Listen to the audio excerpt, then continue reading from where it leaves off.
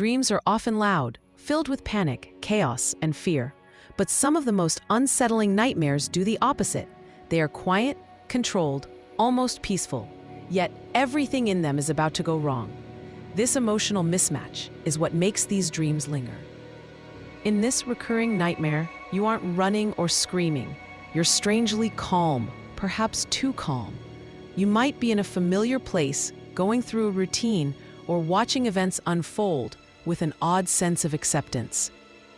In the background, there's an unshakable certainty that something terrible is coming. A collapse, a mistake, a significant loss. But instead of reacting, you simply wait.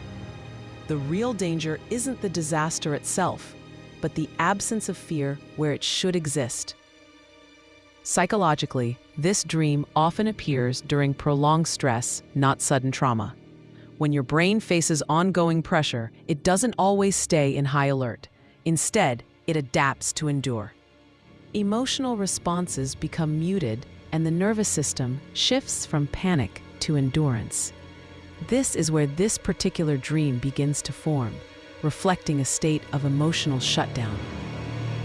During sleep, your brain processes emotions without logic or language. It simulates how emotional shutdown feels, not as peace, but as resignation. This dream is your mind's way of representing that internal state. Common scenarios reflect this feeling. You might be calmly packing, knowing you're about to miss something vital. Or you might watch a structure crack without moving to stop it.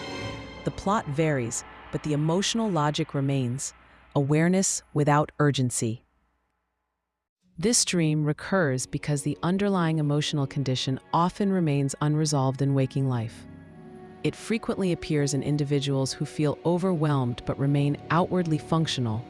They handle responsibilities and meet expectations, yet internally feel detached.